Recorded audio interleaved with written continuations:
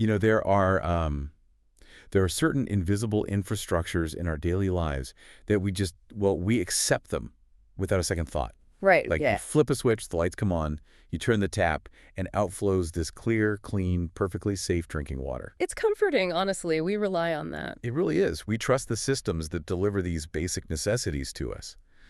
But what happens when you look closely at that glass of tap water and realize the story we've been told about what's inside it might be, missing some crucial chapters? Yeah, and maybe even some slightly unsettling ones. Exactly.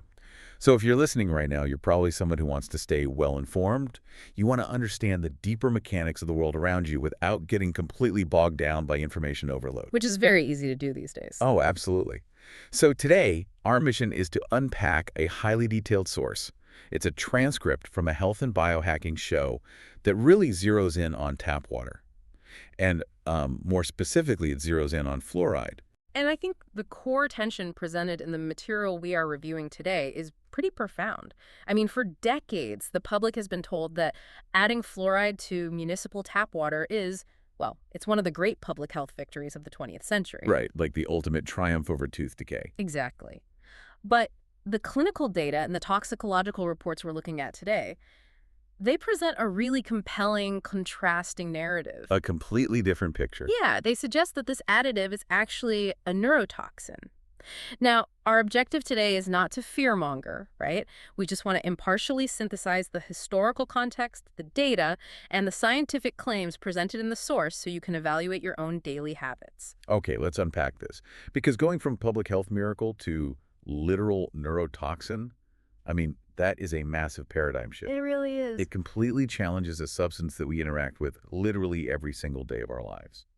So to understand this controversy, the source material explains that we first have to look at where municipal fluoride actually comes from in the first place. Right, the origin story. Yeah. And a really common defense of fluoride is that, well, it occurs naturally in the environment. It's in rocks, it's in soil, our oceans, rivers. What's fascinating here is that the concentration and the chemical state are the critical factors. So yes, in nature, fluoride does occur, but in these extraordinarily low trace amounts. Like just background noise. Precisely. It's an environmental background noise that the human body has historically just navigated without issue.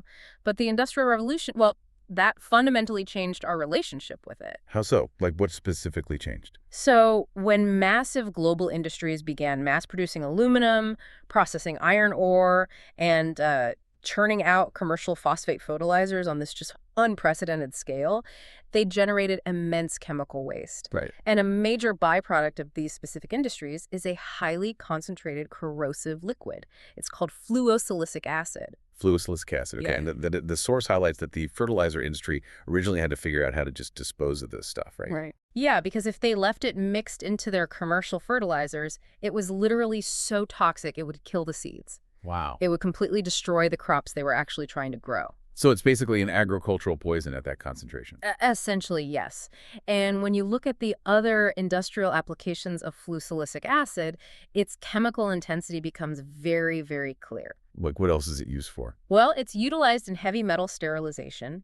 It's a key component in electroplating. It's used for commercial glass etching. And it's even used to tan animal hides. Wait, to tan leather. Yeah. And the leap from these harsh industrial applications to municipal water treatment, that is the pivot point of the whole controversy in the source material. Because this discarded industrial waste product is the exact chemical being injected into the public water supply. That is, I mean, taking a discarded industrial waste product that actively kills biological seeds and then repurposing it as a public health additive. It's a stretch. It feels a bit like sweeping up sawdust from a lumber mill, putting it in a capsule, and packaging it as a dietary fiber supplement. That's a really good way to put it, because when you sweep up that sawdust, you aren't getting the nutritional equivalent of, like, a leafy green salad. Right, not at all. You're getting an industrial byproduct that just happens to share a broad chemical classification. The distinction between a naturally occurring trace element in a riverbed and a synthetic, concentrated industrial byproduct, that is the foundation for understanding its physiological impact. So you can't just slap the label fluoride on it and assume it's biologically compatible with the human body. Exactly. Okay, so understanding that this is a synthetic industrial byproduct, it really forces us to look at the gatekeepers here.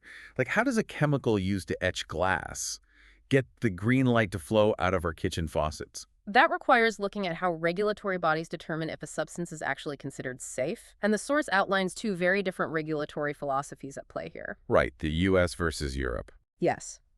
The framework utilized by the U.S. Environmental Protection Agency, the EPA, relies heavily on what's called single-dose toxicity. Okay. Conversely, the philosophy adopted by many European countries focuses on cumulative dose toxicity. And what does that mean in practical terms? Like, how does that change public health outcomes? Well, the structural difference dictates everything.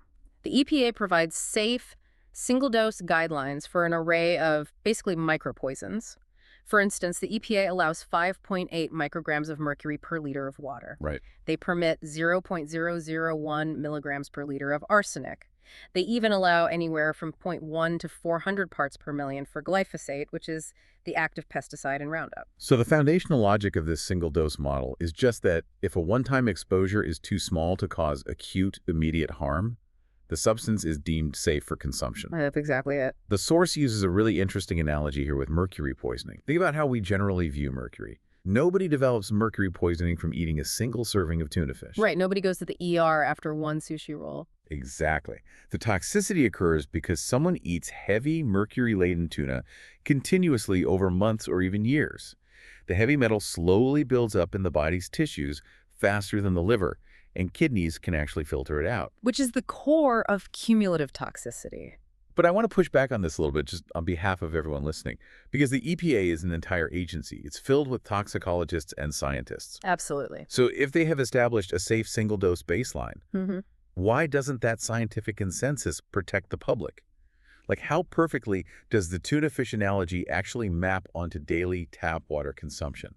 And that pushback gets to the exact blind spot that the cumulative dose model attempts to expose. Yeah. Because with tuna fish, consumption is episodic. Right. You eat it maybe once a week. Exactly. You give your biological filtration systems time to process and expel the toxins. But water consumption is continuous and it's relentless. I mean, you drink multiple glasses a day. You use it to brew your morning coffee, you boil pasta in it, you hydrate during a workout. You ingest it from infancy, literally through old age. Exactly. So the single-dose safety standard completely falls apart when you apply it to a compound that's ingested multiple times a day for decades. Wow. Okay. The kidneys can only filter a specific volume of toxins at any given moment. So when you continuously introduce a synthetic halogen like fluosilicic acid into the bloodstream multiple times a day, the body's filtration capacity is overwhelmed. So where does it go? The compound bioaccumulates. It stores itself in calcified tissues, so the skeletal structure, the pineal gland, and heavily in the brain. So the danger is never the single glass of water. No, never. The danger is the compound interest of lifetime accumulation. Okay, so if bioaccumulation over decades is the real threat here, what is the actual physiological toll? I mean, the regulatory theory is one thing, but the hard clinical data in the source regarding cognitive development paints a very specific picture. It does. And the progression of the clinical research on this is really striking. A major inflection point occurred in July of 2012. Okay, what happened then? Researchers at the Harvard School of Public Health published a comprehensive meta-analysis in the journal Environmental Health Perspectives. They systematically combined 27 existing studies looking at fluoride in drinking water. 27 studies is a lot of data. It's massive. Yeah. And their conclusion was unambiguous. They stated the risk to human brain development was significant enough that it could no longer be ignored by public health officials. And then the source points out that 3 years later, in February of 2015, Philippe Grandjean, who is also out of Harvard, by the way, he published a follow-up pilot study in neurotoxicology and teratology. Yes. And this research specifically targeted the association between lifetime exposure to fluoride and the measurable impact on cognitive function in children. So we see this growing drumbeat of concern from major academic institutions. But the most comprehensive piece of data we are looking at from the source comes from a summary study completed much more recently, May 2022. Right, by the National Toxicology Program, or the NTP. Exactly. And the NTP study represents just a massive aggregation of data. They analyzed 55 distinct studies on fluoride exposure. 55. And what did they find? Out of those 55 studies, 52 demonstrated a direct decrease in child IQ associated with an increase in fluoride exposure. 52 out of 55. That's incredibly consistent. It's statistically overwhelming. And to establish an accurate baseline for that data, the researchers looked at major municipalities in the United States that actually do not inject fluoride into their water infrastructure. Right, places like Honolulu, Hawaii, Portland, Oregon, and Wichita, Kansas. By using these non-fluoridated populations as a control group, they were able to compare cognitive baselines against cities with varying levels of fluoridation. And the result was a clear inverse relationship. As the concentration of fluoride in the municipal water increased, the general population's average IQ decreased. Yes, the data indicated an average drop of about 5 points. Okay, here's where it gets really interesting. Because a drop of 5 points on an individual level, I mean, that might seem practically invisible, right? Yeah, if a single person's IQ drops by 5 points, they might just feel like, they didn't get enough sleep the night before, or they're just having a slow afternoon. Exactly. But applying that exact same mathematical drop to an entire society, the source claims it has massive structural implications. Like, what does a shift like that actually mean for the macro infrastructure of society? Well, if we connect this to the bigger picture, you have to visualize the statistical bell curve of human intelligence. Okay, so picture the curve. Right. You have hundreds of millions of people plotted on this curve. The vast majority sit right in the middle, and that represents average intelligence. Makes sense. But when you expose an entire population to a subtle environmental neurotoxin, you take that entire massive bell curve and physically shift it 5 points to the left. Oh, wow. So the middle just gets slightly slower? Yes, but the margins get completely decimated. The clinical threshold for intellectual disability is a fixed, static number. Right. So by shifting the entire population's curve to the left, millions of people who previously hovered just safely above that threshold are suddenly pushed below it. So the statistic from the source is true. A mere 5-point drop effectively doubles the number of people in the U.S. classified as intellectually disabled. Exactly. It perfectly illustrates how chronic, low-level environmental toxins create these massive public health shifts. And they remain entirely unseen because they don't trigger an immediate, acute reaction in an emergency room. That is wild. Now, we also need to impartially report a really significant piece of context surrounding that 2022 NTP study, just based on what the source provides. Yes, the institutional friction. Right. According to documentation compiled by the Fluoride Action Network, this data faced severe pushback. The report explicitly linking fluoride to lowered IQ was finalized in May of 2022, but it was not released to the public. It was withheld. Yeah. It actually required a court order and a federal subpoena to force the release of the findings a full year later, in May of 2023. Which is astonishing. And again, we are simply reporting the timeline as presented in the materials, but it really highlights the immense bureaucratic inertia involved in transitioning a compound from a quote-unquote dental miracle to a recognized neurotoxin. But, bureaucratic inertia often relies on a lack of biological understanding. To fully grasp why the NTP data looks the way it does, the source goes down to the cellular level. Which is where things get really clear. Yeah.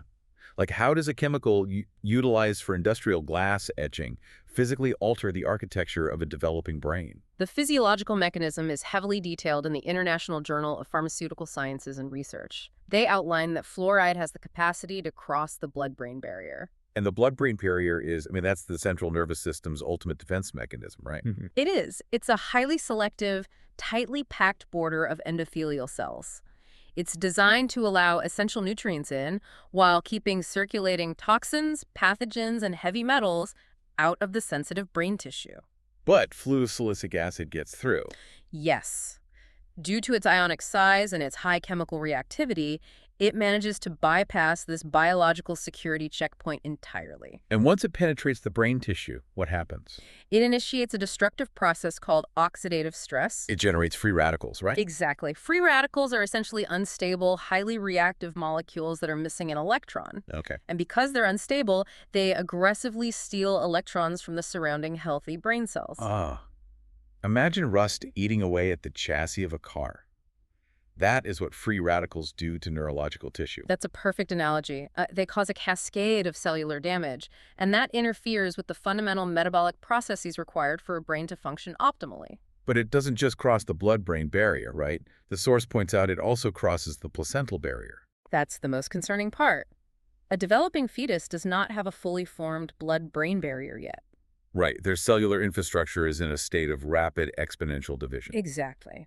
So when a neurotoxin crosses the placenta and it introduces oxidative stress into a brain that is literally in the middle of building its foundational scaffolding, the neurological interference is profound. So this makes fetuses, infants, toddlers, and even prepubescent teens uniquely vulnerable to this exposure. Highly vulnerable. And that specific vulnerability brings us to a really jarring regulatory contradiction regarding how this exact same chemical is treated when it's sold in other household The products. toothpaste paradox. Yes. If you walk into your bathroom right now and you pick up any standard tube of fluoride toothpaste, you will see a strict, federally mandated warning label required by the FDA. And it is very explicit. It explicitly states, quote, "Keep out of reach of children under 6 years of age. If more than used for brushing is accidentally swallowed, get medical help or contact poison control immediately." The regulatory friction between topical application and systemic ingestion is just glaring here. It's insane. It's like installing a blaring security alarm on your front door with the toothpaste, but intentionally leaving the back door wide open with the tap water. That's exactly what it is. Why are we instructed by federal guidelines to immediately call poison control if a child swallows a tiny, pea-sized dollop of toothpaste? Yet municipal guidelines encourage that same child to drink 8 full ounces of tap water 5 or 6 times a day, every single day. It doesn't track. The paradox exposes the fragmented nature of public health regulations. I mean, the warning label on the toothpaste openly acknowledges the acute toxicity of ingestion. Right.